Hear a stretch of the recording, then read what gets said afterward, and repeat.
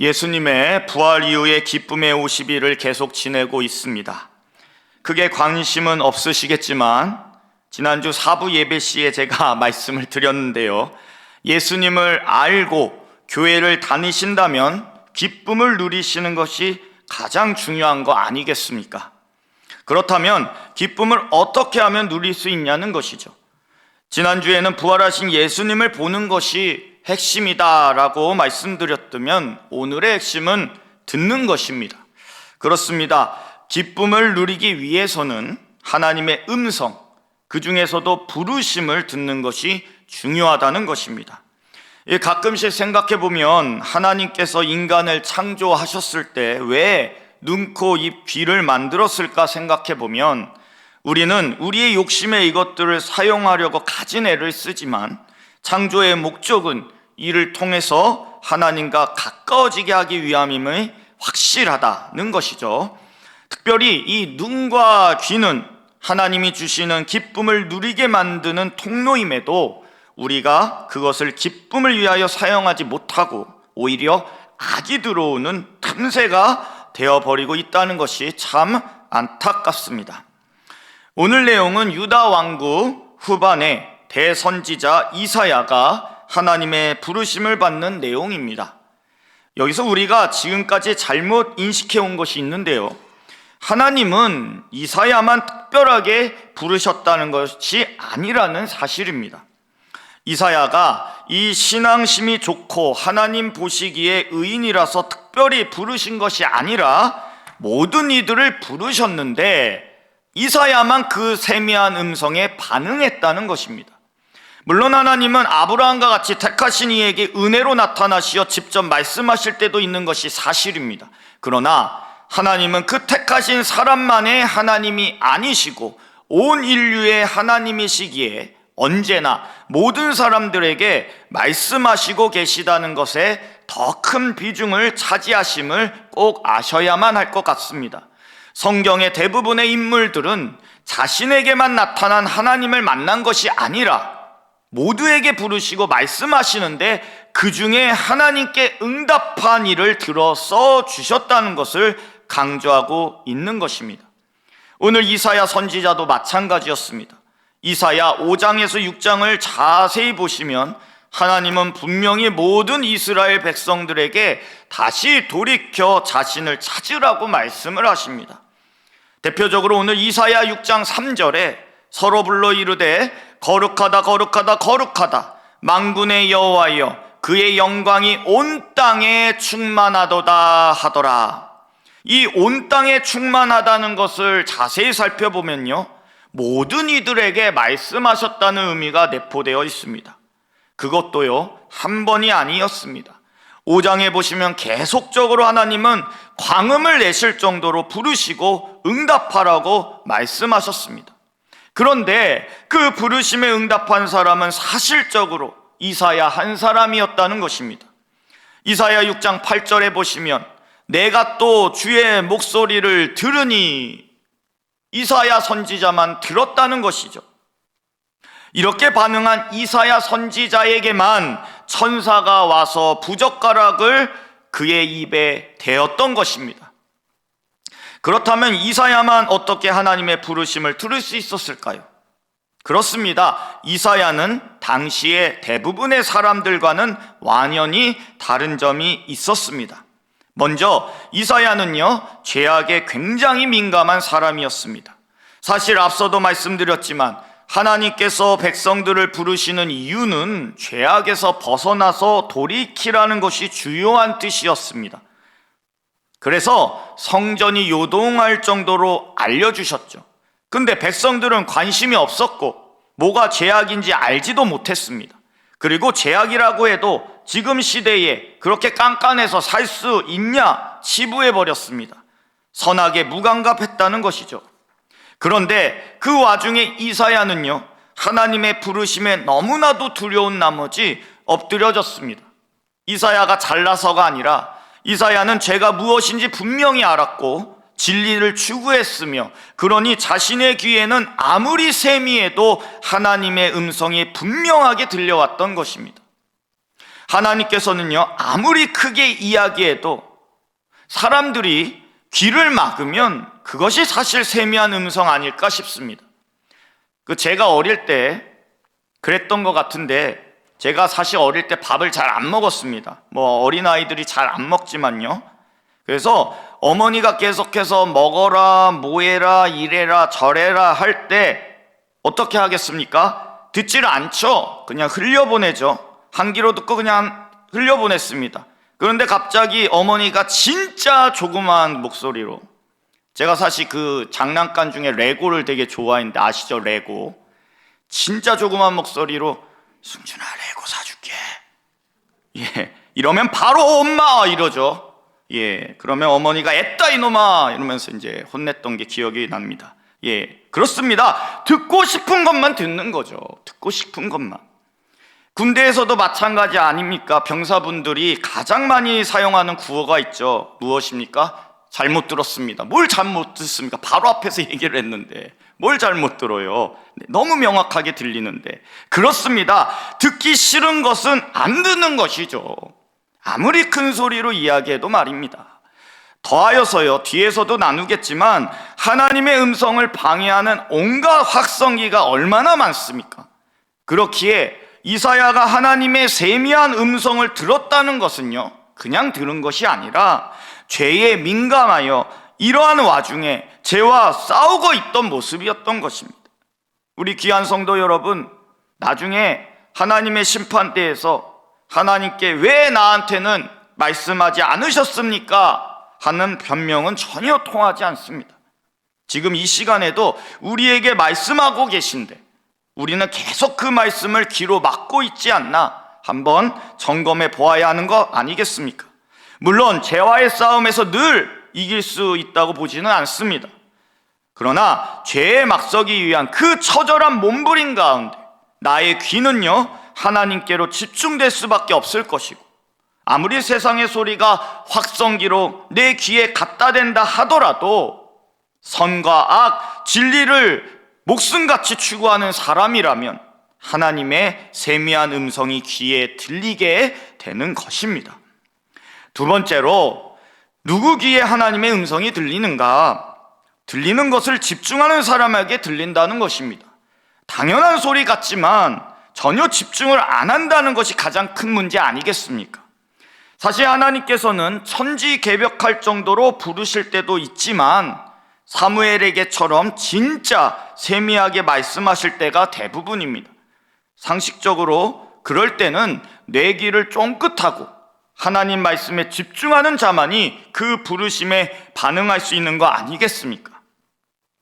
여기서 중요한 점은 나의 삶의 기준과 중심이 하나님의 말씀에 귀를 기울이면서 모든 관심이 그쪽으로 향하고 있느냐는 것입니다.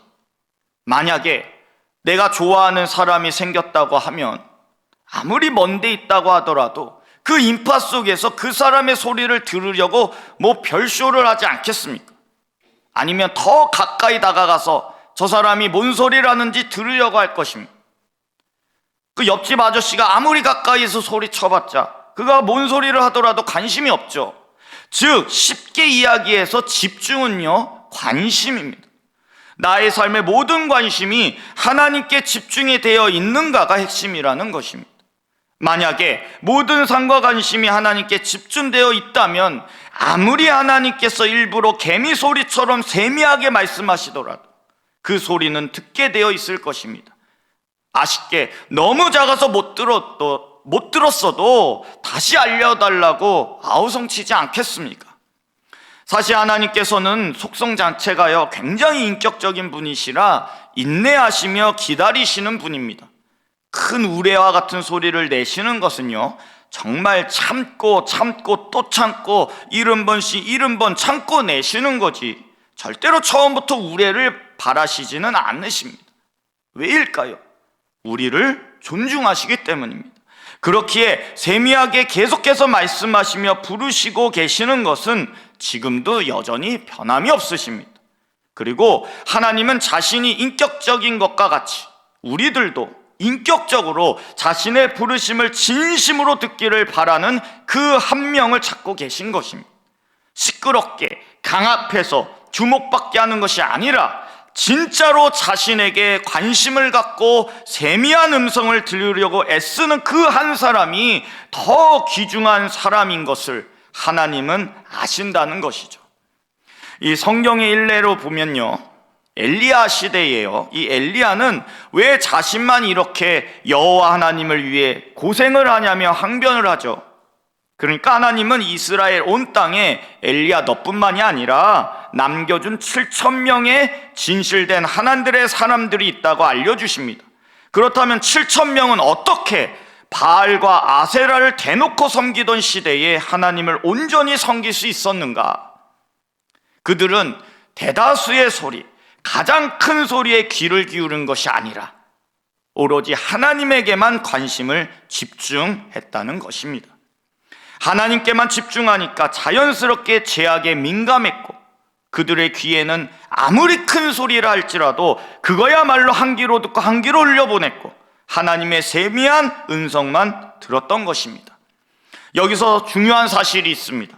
바로 하나님께서 남겨둔 자란 택하여 강제적으로 만들어 남겨놓은 사람이 아니라 하나님의 부르심에 민감하여 세심한 음성도 듣고 반응하는 사람을 이른바 남은 사람, 남겨둔 사람이라고 하는 것입니다. 또 다른 사례를 본다면 뭐니 해도 사무엘이라고 할 수 있겠습니다. 사실 사무엘이 태어난 그 당시 상황은 사사기의 맞바지 시대였습니다. 한마디로 목소리 큰 사람이 진리가 되는 무법천지의 시대였고, 하나님의 소리는 사사들을 통해 선포됨에도 사람들은 귀를 막고 하나님은 없다고 대놓고 말하던 시대였습니다.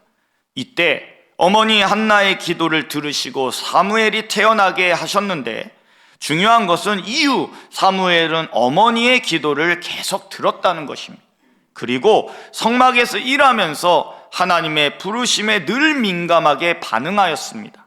세상은 내 주먹이, 나의 힘이, 나의 돈이 최고다라고 모두 선포하고, 심지어 대제사장 엘리마저도 전혀 하나님께 관심 없던 그때에 사무엘의 모든 관심은 하나님께만 있었고, 하나님의 부르심에 세미한 음성을 들으려고 갖은 애를 썼다는 것입니다. 어린 아이가 말이죠. 사무엘상 3장 3절에 하나님의 등불은 아직 꺼지지 아니하였으니 사무엘은 하나님의 궤 있는 여호와의 전안에 누웠더니, 여호와의 전안에 누웠다고 합니다. 사무엘의 이 모습을 보시기 바랍니다. 엘리 대제사장을 비롯한 모든 사람은 어떻게 하든 세상의 소리만 듣고 어떻게 하면 더 잘 살까, 어떻게 하면 더 건강해질까, 그런 소리에만 귀를 기울일 때 어린 사무엘은 하나님의 부르심에만 관심이 있기에 여호와의 전 안에서 하나님의 소리를 듣기 위해 씨름을 하고 있었던 것입니다. 사무엘이 무슨 술집에서 술 마시는데 하나님 음성이 들린 게 아니고요, 유흥을 즐기는데 하나님 음성이 들린 것이 아니라는 것입니다. 사무엘은 특별히 하나님의 성전을 사모했습니다.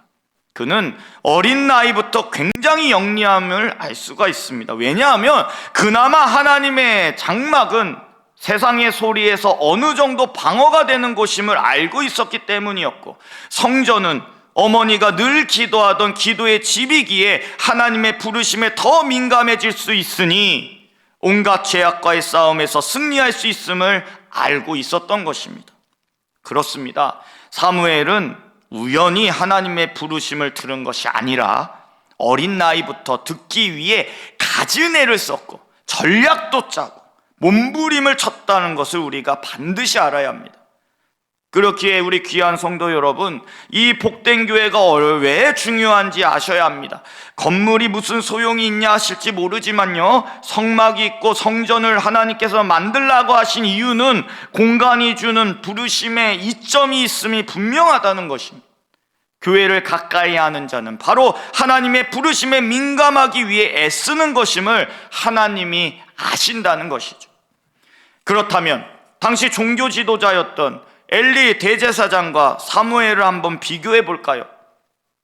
엘리 대제사장은 겉으로는 하나님과 가장 가까워 보였던 이였지만 그는 어느 누구보다 하나님의 부르심을 거부하고 귀를 막고 있던 사람이었습니다.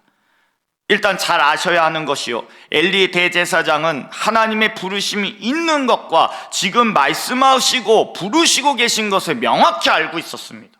그런데 알면서 듣는 것이 짜증나고 탐탁지가 않았던 것입니다. 세상과 동떨어지고 자신의 향락과 정반대 이야기를 하나님께서 하실 것이 뻔했기 때문이었죠. 특별히 엘리는 당시의 지도자였기 때문에 신앙이 중요한 것이 아니라 정치가 중요한데, 하나님의 부르심에 반응하면 이 백성들과 멀어질까 봐 그것이 더 두려웠다는 것입니다. 사무엘상 3장 1절에 아이 사무엘이 엘리 앞에서 여호와를 섬길 때에는 여호와의 말씀이 희귀하여 이상이 흔히 보이지 않았더라. 여호와를 섬길 때 여호와의 말씀이 희귀했다고 합니다. 분명히 엘리가요, 여호와를 섬깁니다. 근데 듣지를 못합니다. 왜일까요? 여호와의 말씀이 희귀하답니다. 들리긴 들리는 것이고 본인도 안다는 것입니다. 더 하나님만을 집중하면 더 많은 부르심을 듣고 알려줄 수 있음에도 자신의 길을 막고 있었던 것입니다. 그리고 섬긴다는 명목으로 그냥 재물만 바치는 형식만 보인 것입니다. 하나님은 지금 엘리하고 대화하기 원하시면서 부르시는데, 속된 말로 이어폰 꽂고 그냥 하나님한테 밥만 먹으라 밥상만 차리고 냅다 튀는 꼴이라는 것이죠. 엘리는 세상의 것이 훨씬 좋았던 사람이었습니다. 대제사장은 돈을 버는 직업일 뿐이었습니다. 하나님의 말씀을 듣고 대언을 해야 하는데 자신의 길을 철저하게 봉쇄하고 배를 부르게 하는데 가장 큰 관심을 보인 것입니다.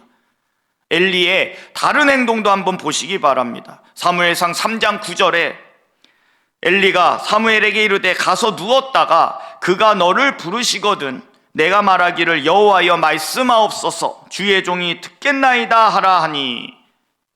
이게 무슨 소리입니까? 아니, 지금 하나님께서 모두에게 부르시는데 사무엘한테 너가 가서 상대하라 하고 하는 거하고 같지 않겠습니까? 원칙은 설령 본인이 못 들었어도요, 대제사장 아닙니까? 사무엘을 통하여 하나님께서 지금 부르심의 말씀이 있다는 것을 알았다면 모든 것을 뒤로하고 성막에 뛰어 들어가야 하는 것이 맞지 않겠습니까? 근데 사무엘 보고 네가 가서 듣고 네가 처리해라, 나는 더 자야 한다, 이거지 않습니까? 이뿐만이 아닙니다. 하나님의 소리에는 전혀 관심도 없고 귀를 막던 그는요, 자신의 아들들의 악행의 소리에는 바로 반응하고 대응하려고 합니다. 그리고 백성들의 소리와 소문에는 아주 작은 소리에도 바로 답을 해줍니다. 왜입니까? 세상의 소리가 너무나도 중요하기에 자신의 입지를 위해 그들의 아주 미세한 소리까지 듣고 내가 처리해 줄게 해야 그 자리를 지킬 수 있다고 생각하기에 바로 백성들에게는 응답했다는 겁니다. 엘리의 반응을 한번 보시기 바랍니다. 사무엘상 2장 23절에서 24절에 그들에게 이르되 너희가 어찌하여 이런 일을 하느냐, 내가 너희의 악행을 이 모든 백성에게서 듣노라. 24절에 내 아들들아 그리하지 말라, 내게 들리는 소문이 좋지 아니하니라. 얼마나 잘 알고 있습니까, 세상의 소리를. 그런데 이게 진짜 아들들을 위한 말이었을까요? 세상의 소리로부터 자신에게 좋은 소리만 들려야 하니까 저렇게 한 것이 않겠습니까? 그러면서 여호와를 이때는 들먹거리면서 그 소리의 정당성을 교묘하게 만들지 않습니까? 사실 이러한 것은 자기 자리를 지키려고 그러는 것인데, 사실 대제사장이란 자리가 백성들이 세운 자리입니까? 하나님께서 기름 부어 세우신 자리입니까? 우리 성도님들에게 감히 질문 아닌 질문을 드리고 싶습니다. 여전히 지금도 나에게 찾아오셔서 세미한 음성을 부르시는 소리를 정말 듣기를 원하십니까? 아니면 엘리처럼 그 소리 들으면 뭔가 부담스럽고 세상과 단절될까 봐 귀를 어떻게 하든 막으려고 세상의 소리로 덮어버리려 하십니까? 사실 오늘날 이 시대는 온갖 소리가 난무하는 시대임이 틀림이 없습니다. 그 속에서 하나님의 세심한 소리를 듣는 것은 어려워 보이고 그러려고 하는 사람을, 예수님을 믿는다고 하는 사람들까지도 오히려 도가 지나친다고, 오버한다고 지적하고 있지는 않을까요? 여기 붙을까 저기 붙을까 세상의 소리 소문에 나의 귀를 쫑긋 세우고만 있지 않으십니까? 비슷한 사사시대에 하나님의 부르심이 아예 없었던 것이 아니었음을 꼭 기억하시기 바랍니다. 하나님은 사사시대나 지금이나 여전히 부르시고 이야기하고 계십니다. 자신의 평안을 위해 세상의 소리를 듣고 세상의 조류에 맞추어서 다들 그렇게 소리하니 평하다, 평안이다라고 정당화하려고 하시면 안 됩니다. 그럴싸해 보이지만 하나님은 그것이 바로 세상의 바알에 무릎 꿇는 것이라고 분명히 말씀하고 계신 것입니다. 분명한 것은요, 지금도 세미할지라도 인격적으로 부르시는 하나님의 부르심에 이사야와 같이 엎드려져야 한다는 것입니다. 화제를 바꾸어서요, 우리는 하나님의 진짜 선택받은 자와 가짜의 차이를 알아야 할 필요도 있을 것 같습니다. 부활절 이후 사실 한번 기뻐질래야 한번 기뻐보자. 그런데 기뻐질 수도 없는 분들, 진짜 선택받았는지 아닌지 점검이 필요하다고 하지 않겠습니까? 선택은 전적인 하나님의 은혜라는 것은 분명하지만 그것은 사실요, 하나님 입장에서의 이야기일 뿐, 나의 입장에서는 정말 선택을 확신하시냐 이겁니다. 무슨 이야기를 하려고 하냐면, 오늘 본문의 이사야는요, 하나님의 부르심을 들었는데 이때 선택받은 자들의 태도가 어떠냐는 것입니다.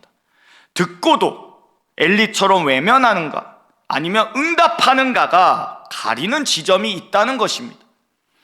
사실 오늘 본문의 또 다른 내용은요, 내가 아무리 하나님의 세미한 음성을 들었을지라도 그 반응에 따라 나 자신이 하나님께 선택받은 사람인지 아닌지를 알 수가 있다고 말씀을 하고 계신 것입니다. 이사야는 하나님의 세미한 부르심에 응답했습니다. 이때의 자세가 어땠습니까? 지금까지 계속 말씀드렸지만 이사야는 엎드려져서 자신이 죽을까봐 걱정하는 모습을 취합니다. 이사야가 응답한 것은 자신의 귀가 밝아서도 자신이 남들보다 훨씬 의인이라서가 아니었다는 것입니다. 이사야는 자신이 하나님 앞에서 가장 미약하고 죄가 많고 허울이 많은 그저 은혜로 사는 사람이기에 하나님의 부르심에 응답하면서 엎드려졌다는 것입니다. 오늘 본문 5절 말씀에요, 나는 입술이 부정한 사람이요, 나는 입술이 부정합니다. 하나님, 사실 다른 사람들은 귀를 막고 어떡하든 하나님의 음성을 듣지 않으려고 하고, 이사야 본인은 어떡하든 하나님의 세미한 음성을 들으려고 애써서 듣고 응답까지 했는데 무슨 부정한 죄인이란 말입니까? 여기에서 선택받은 자와 아닌 자의 차이가 분명히 드러나는 것입니다. 듣더라도 내가 의인이라 들을 수 있다가 아니라 은혜로 들었음을 고백하고 자신의 신앙을 자랑하지 않는 이가 바로 부름에 선택받은 자임을 하나님은 말씀하고 계신 것입니다. 그렇기에 그러한 부르심에 응답한 사람에게 하나님은 어떻게 하십니까? 오늘 본문 7절에 보시기 바랍니다. 내 입술에 대며 이르되 보라 이것이 내 입에 닿았으니, 지금 천사가 부젓가락을 들고 이사야의 입술을 댄 겁니다. 뭘 의미하는 것입니까? 선택한 사람이라는 것입니다. 택함 받은 사람이라는 것입니다. 여기서 저는요, 종교개혁자 루터의 이야기를 한번 해보고 싶습니다. 당시 중세에요, 이 성인 숭배 사상이 지금도 있지만 횡행해야 될 때에 그 성인이라면요 뭐냐, 이런 논쟁이 있었다는 거죠. 근데 대부분의 사람들이요, 죄가 없고 성모 마리아처럼 순결하고 특별히 시각적으로 뭡니까, 머리에 이렇게 후광 있는 그러한 사람이 성인, 즉 세인트 아니냐 이야기하던 시대였습니다. 그리고 루터에게도 당신은 성인이냐 아니냐고 사람들이 질문하자 루터가 이렇게 대답했다는 것입니다. 성인, 즉 세인트란 머리 뒤에 후광이 비치는 그러한 사람이 세인트가 아니라 하나님과 가까워지고 싶고 세미한 음성까지도 놓치기 싫은 사람이 하나님 앞에서 죄인이기에 은혜 아니면 살 수 없다고 자복하면서 애통하는, 즉 하나님을 알수록 자신은 죄인이다라고 고백하고 나아오는 그런 사람이 바로 성인, 세인트다라고 이야기했던 것입니다. 우리 귀한 성도님들은 어떻게 생각하십니까? 그렇기에 성도 여러분, 하나님은 성도 여러분들에게 말씀하십니다. 하나님의 세미한 음성에 귀를 기울이고 나는 죄인이다 라고 응답하는 가장 큰 유익은 바로 택함을 받은 자의 축복을 받는 것이다. 그렇다면 구체적으로 부르심에 응답하여 택함을 받은 자들의 축복은 과연 무엇일까요? 하나님께서는 하나님의 부르심에 응답한 자들에게 어떠한 축복을 받게 하시려는 것일까요? 제가 앞서 이사야 선지자가 통회하는 심령으로 그 세미한 음성에 응답하였고 죄인으로서 선의 결정체인 하나님을 직접 본 것과 같이 그 본 것 때문에 죽는 거 아니냐고 그 엎드려진 심령을 이야기 드렸습니다. 왜 제가 그 말씀을 드리냐면 그러한 심령으로 응답하는 자들에게는 하나님께서 주시는 명확한 선물이 있음을 성경이 기록하고 있기 때문입니다. 마태복음 5장 4절에요. 애통하는 자는 복이 있나니 그들이 위로를 받을 것이미요. 아멘. 예수님의 그 유명한 산상수 말씀이지 않으십니까? 그 중에 애통하는 자는 하나님으로부터 위로를 받는다고 합니다. 여기서 애통이 무엇이겠습니까? 이 원어로 본다면요, 자신의 죄를 자복하면서 감히 눈을 쳐다보지 못하고 엎드려져 죄인을 불쌍히 여기시라는 그 마음이 애통한 자라는 겁니다. 그런데 그러한 자에게 하나님은 뭐를 주신다? 위로를 주신다고 하십니다. 위로를 원어로 해석하면 바로 평안입니다. 그렇습니다. 하나님의 세미한 부르심에 엎드려져 애통하며 응답하는 심령에게는 어떠한 상황 속에서도 기쁨을 누리는 평안을 주신다고 정확하게 말씀하시고 계신 것입니다. 이러한 사람을 또한 하나님은 내가 택한 사람이라고 한다고 하시는 겁니다. 그러한 선택받은 사람은 하나님의 평안 안에 거하게 되는 것입니다.